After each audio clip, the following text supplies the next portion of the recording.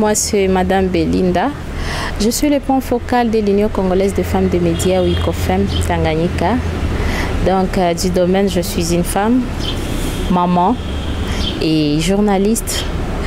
En fait, je ne sais pas si je peux dire plus, mais je suis le point focal ou la présidente provinciale de l'UCOFEM Tanganyika. Le mois de mars, le mois qui est dédié aux droits des femmes, en fait, c'est un moment de réflexion. Il y a d'autres qui disent non, c'est notre mois. Moi, je me dis que c'est un temps pour faire le bilan, de voir ce qui n'a pas marché, ce qu'on avait préparé l'année passée peut-être. Et pendant ce mois, on est en train de faire la rétro. On fait le bilan et on s'est dit que c'est sûr, on a avancé quelque part, mais il y a encore beaucoup de choses à faire. Par rapport au mois, au thème du mois pour cette année, on s'est dit que est-ce qu'on est déjà à mesure d'être autonome, surtout nous les femmes de médias, surtout moi une femme qui est au foyer. Est-ce que je suis capable d'apporter un plus? Aujourd'hui, vous l'avez vu, nous avons vécu l'expérience des élections. Combien de femmes, combien de collègues ont échoué juste parce qu'elles n'avaient pas de moyens? Et je me dis qu'il y a encore un grand travail à faire. On doit s'accrocher. En fait, on doit mouiller nos maillots, mouiller nos pagnes, mouiller nos blouses pour s'élever et travailler encore dur. C'est que sûr, il y a certaines femmes qui ont avancé, il y a vraiment eu des, comment dire, les femmes ont travaillé et elles ont avancé, mais il y a encore un grand travail à faire. Le mois de mars est encore là.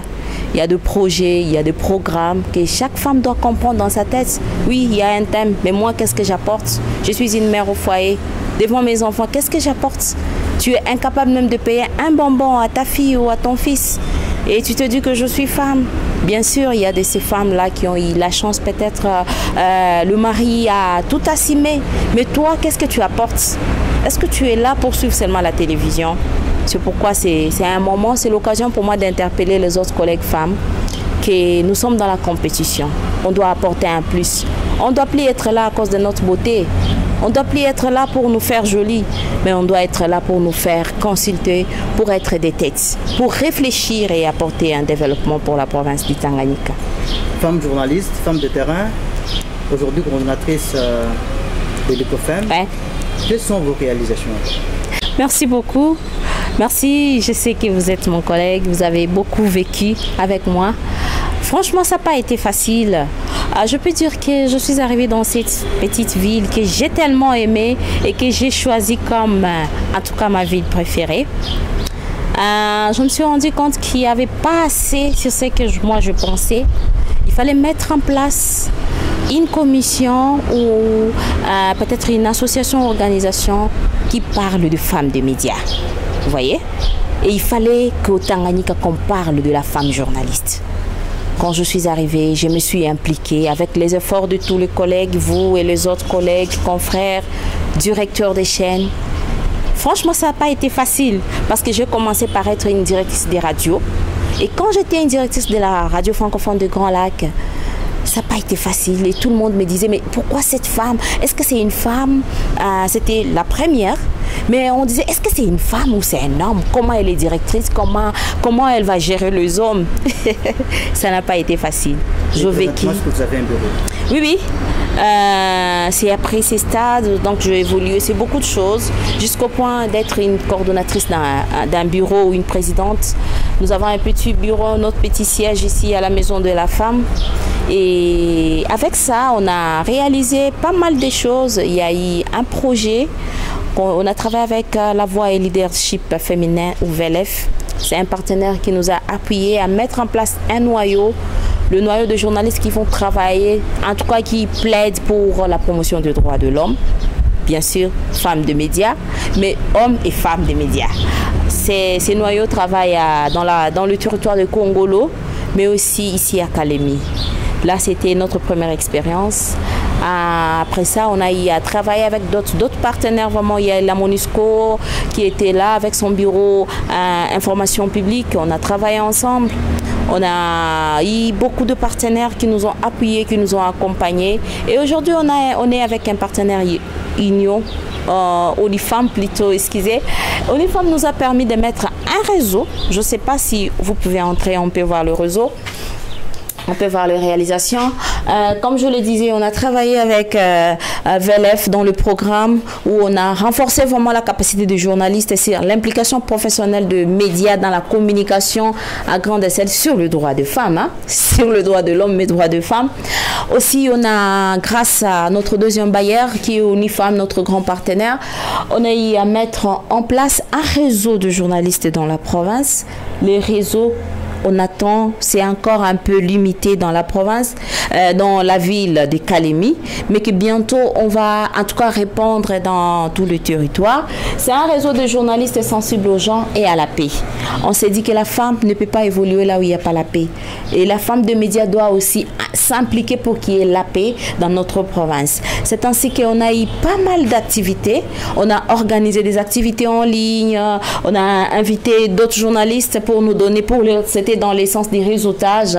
Il y a eu des journalistes de Kinshasa, de Goma, de l'Ituri qui ont échangé avec les journalistes de la place sur l'expérience et comment protéger, comment promouvoir le droit des femmes, de médias, oui, mais toutes les femmes en général. Et en tout cas, c'est grâce au partenariat que nous avons avec Unifam qu'on a fait ça. Mais on continue. Je crois qu'il y a eu pas mal de travail. Hein. C'est sûr qu'on n'a pas eu le temps de tout afficher, mais on a aussi travaillé avec NID. NID nous a accompagnés sur terrain. On était en train de produire des émissions avec des communautés, toi et Bantou, sur comment des tribunes d'expression, montrer comment la femme doit aussi parler, elle doit s'exprimer. C'est pas la rébellion, mais c'est montrer à la femme ce droit en fait. Et la femme toi et la femme Bantou ont le même droit, donc même la femme toi doit aussi parler devant le public, elle doit s'exprimer. Nous avons travaillé avec d'autres partenaires sur place. Il y a des organisations comme APEF avec lesquelles on a travaillé sur la tolérance sexuelle, UNFPA. On a travaillé avec BCNIDH, on a travaillé avec IRI à Barrière d'Essai.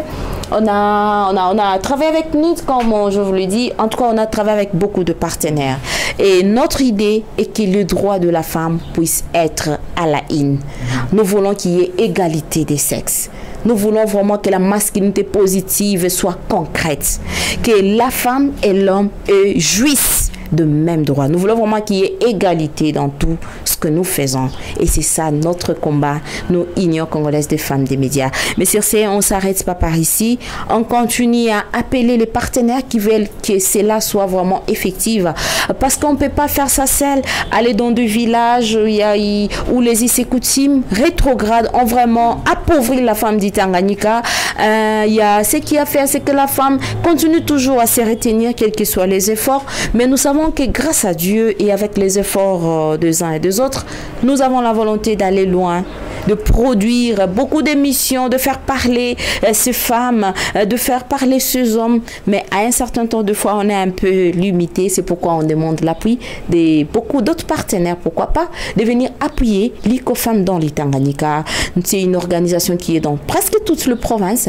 Mais nous sommes vraiment particuliers chez nous parce que nous ne sommes pas les mêmes.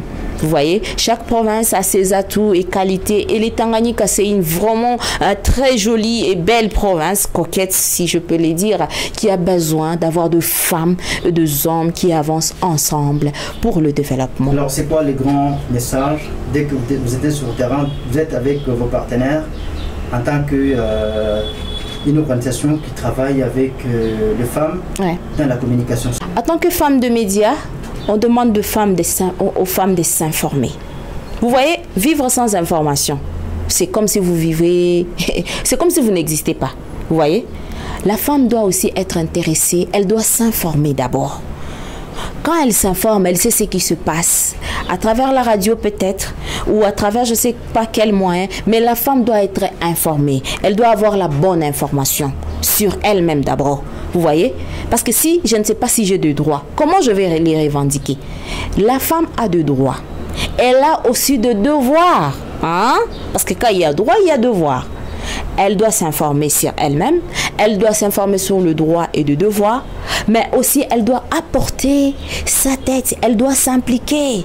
Vous voyez, quand il y a quelque chose, c'est pas elle qui doit toujours rester derrière parce que les us et coutumes avaient dit que la femme n'a pas à dire. La femme peut aussi dire, elle peut apporter quelque chose. Elle peut aussi conduire quelque chose. Elle peut aussi diriger. Hein? Vous voyez, c'est pourquoi on est en train d'augmenter la confiance à la femme. Il faut que la femme ait confiance en elle-même, qu'elle peut faire de grandes choses pour que notre province soit une province extraordinairement bien développée. C'est tout ce qu'on dit aux femmes. Mais aussi, ce qu'on cesse de rappeler aux hommes, la femme ne peut pas faire ça seule. Elle ne fera jamais de choses seule. Il faut qu'il y ait l'apport aussi de l'homme.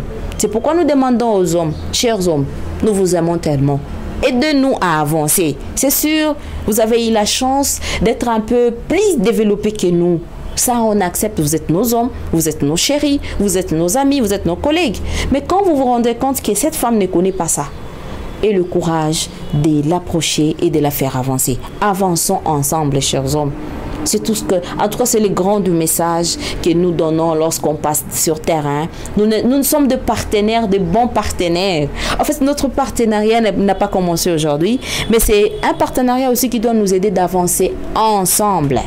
Avançons ensemble. C'est pourquoi nous appelons encore les hommes à cette occasion. Chers hommes, franchement, s'il vous plaît, aidez-nous d'avancer ensemble. Un message très particulier à toutes les femmes des médias qui vous écoutent présentement là. Merci beaucoup. En tout cas, dans 3 secondes. Oui, dans 3 secondes. Mais d'abord, avant de parler de femmes, je peux parler des hommes. Je remercie tous les hommes qui continuent à nous aider d'avancer. Nos confrères surtout, qui continuent à apporter un plus pour les femmes de médias. Chers directeurs, chers responsables, nous vous aimons tellement et nous comptons sur vous. Chaque femme de médias qui m'écoute, en tout cas, il y a encore des choses à faire. Notre travail, c'est un travail très, très, très crucial. Nous informons les gens et les gens nous font confiance.